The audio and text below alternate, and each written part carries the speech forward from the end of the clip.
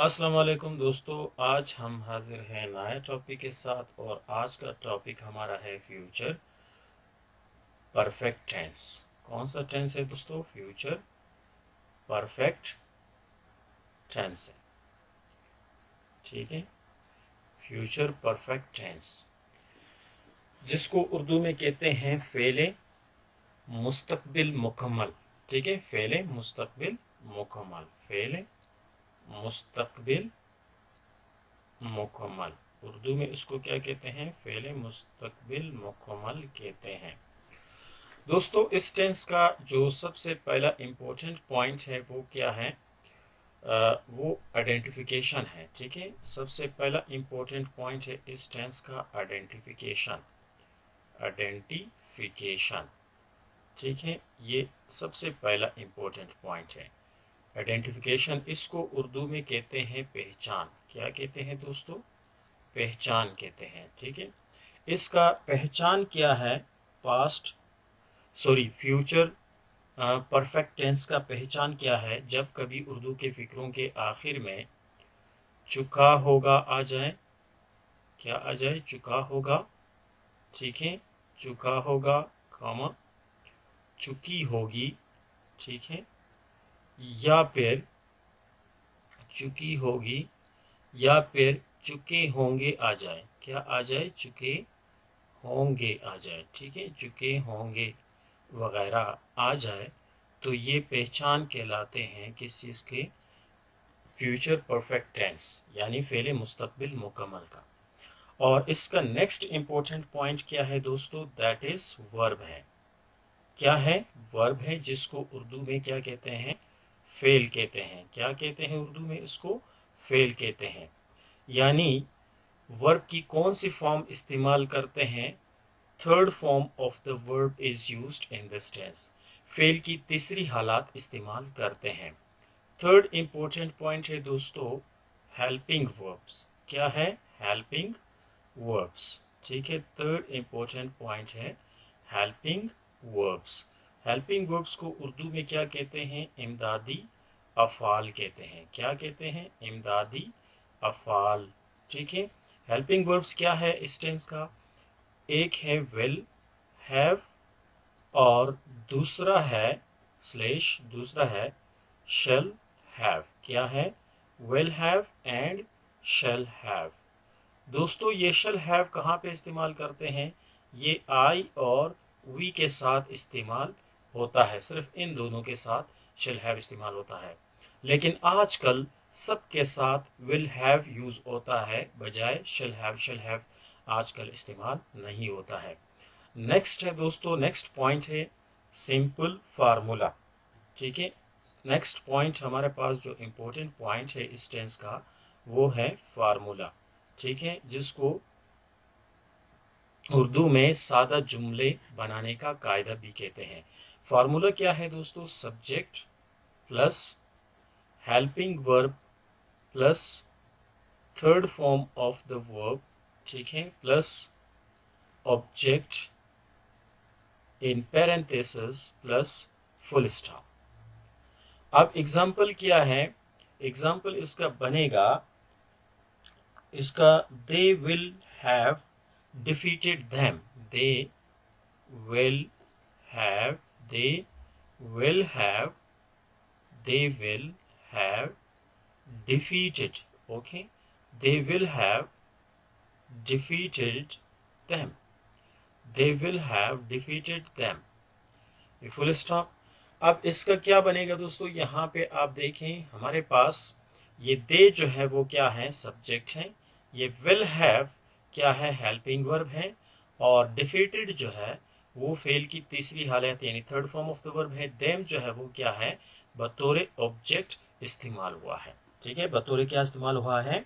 Object इस्तेमाल हुआ है। नेक्स्ट एग्जाम्पल हमारे पास है ही विल हैव। क्या है? He will have, he will have eaten, he will have eaten food, he will have eaten food, full stop। अब देखिए, इसमें आपके पास जो ही है वो सब्जेक्ट है। ठीक है, will have है, ये आपके पास हेल्पिंग वर्ब है। ईटन जो है वो फेल की तीसरी हालत यानी third form of the verb है। फूड क्या है, ये आपके पास ऑब्जेक्ट है। तो ये थे दो सिंपल जुमले दोस्तों। अब हम जाते हैं नेगेटिव जुमलों की तरफ। नेगेटिव जुमले हमारे पास, नेगेटिव जुमलों को उर्दू में क्या कहते हैं, मनफी जुमले कहते हैं। क्या कहते हैं, मनफी जुमले, नेगेटिव सेंटेंसेस। ठीक है, नेगेटिव सेंटेंसेस यानी मनफी जुमले जिसमें कोई इंकार पाया जाए। अब नेगेटिव जुमले का फार्मूला क्या है नेगेटिव सेंटेंसेस का, सबसे पहले हम सब्जेक्ट लगाते हैं, उसके बाद हम हेल्पिंग वर्ब विल लगाते हैं। क्या लगाते हैं, हेल्पिंग वर्ब विल, या फिर हम हेल्पिंग वर्ब शेल को लगाते हैं, और उसके बाद फिर हम नॉट लगाते हैं। ठीक है, नॉट के बाद फिर हम हैव लगाते हैं, और हैव के बाद फिर third form of the verb इस्तेमाल करते हैं, और उसके बाद फिर क्या लगाते हैं, ऑब्जेक्ट लगाते हैं, उसके बाद फुल स्टॉप। फॉर एग्जाम्पल हमारे पास एग्जाम्पल है, सेम एग्जाम्पल हम लेते हैं, दे विल, दे विल, ठीक है, they will not have, they will not have, they will not have defeated, they will not have defeated them, they will not have defeated them, full stop. Next example है, he will not have, he will not have, he will not have eaten, he will not have eaten food, he will not have eaten food, full stop. अब देखिए दोस्तों, ये दो जुमले हैं। इन दो जुमलों में सबसे पहले दे जो है वो सब्जेक्ट है, और यहाँ पे ही सब्जेक्ट है। विल जो है वो विल आपके पास हेल्पिंग वर्ब, ये भी हेल्पिंग वर्ब, फिर उसके बाद नॉट, ठीक है, दोनों जुमले में, और उसके बाद हैव दोनों जुमलों में, और उसके बाद third form of the verb, defeated भी थर्ड फॉर्म है, ईटन भी थर्ड फॉर्म है, और उसके बाद देम जो है वो फर्स्ट जुमले का ऑब्जेक्ट है, और फूड जो है वो सेकंड जुमले का ऑब्जेक्ट है। यानी इनमें इंकार पाया जाता है। They will not have defeated them, उन्होंने उन्हें शिकस्त नहीं दे चुके होंगे, वो उन्हें शिकस्त नहीं दे चुके होंगे। He will not have eaten food, वो खाना नहीं खा चुका होगा। ठीक है, अब जाते हैं दोस्तों इंट्रोगेटिव जुमलों की तरफ, यानी सवालिया जुमलों की तरफ। ठीक है, इंट्रोगेटिव, इंट्रोगेटिव।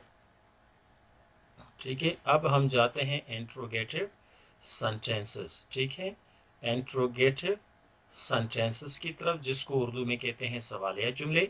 इसका हमारे पास फार्मूला क्या बनेगा, फार्मूला इसका हमारे पास बनेगा, ठीक है, यानी हेल्पिंग वर्ब को हम, हेल्पिंग वर्ब विल या शेल को हम जुमले के शुरू में लाते हैं, विल या शेल को जुमले के शुरू में, प्लस सब्जेक्ट लगाते हैं, प्लस आपके पास होगा हैव लगाते हैं, plus third form of the verb लगाते हैं, ठीक है, प्लस ऑब्जेक्ट लगाते हैं, ठीक है, प्लस क्वेश्चन मार्क लगाते हैं।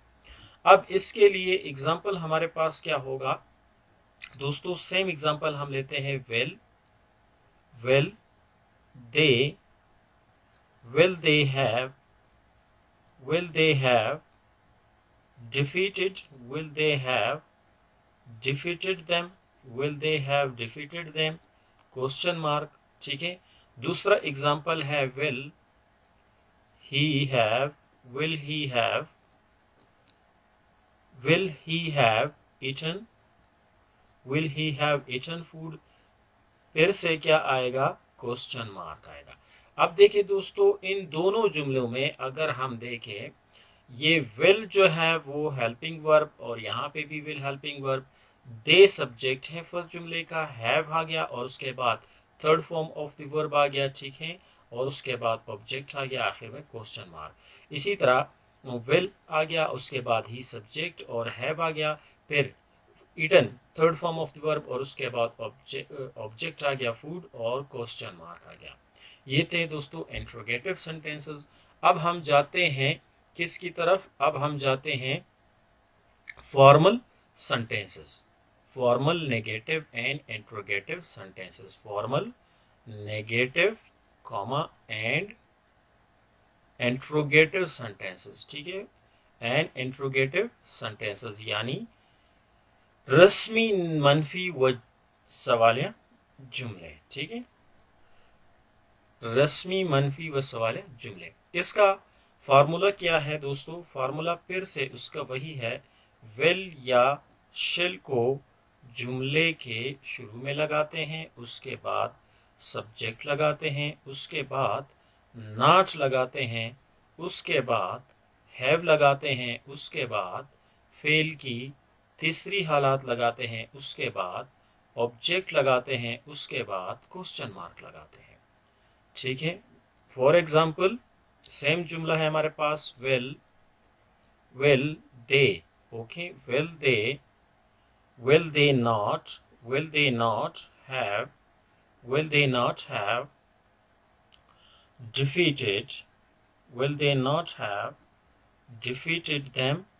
not have defeated them, question mark, ठीक है।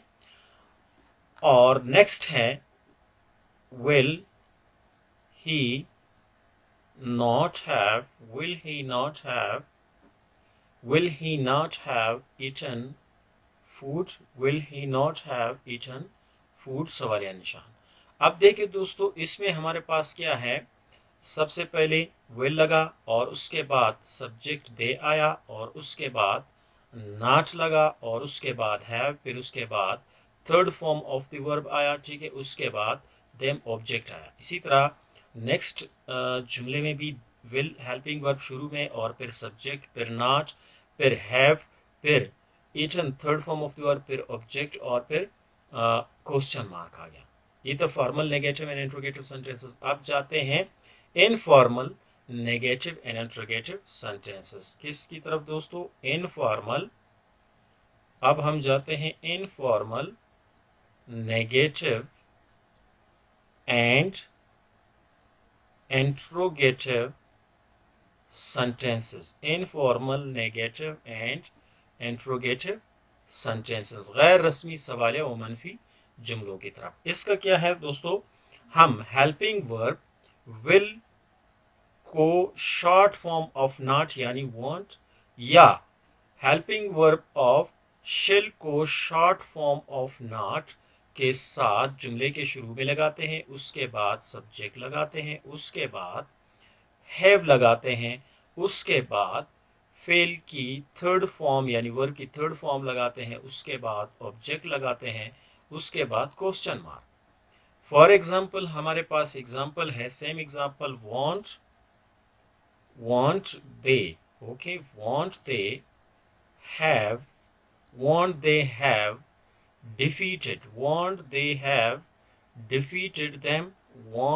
have defeated them, question mark. Next है won't he have eaten food, question mark.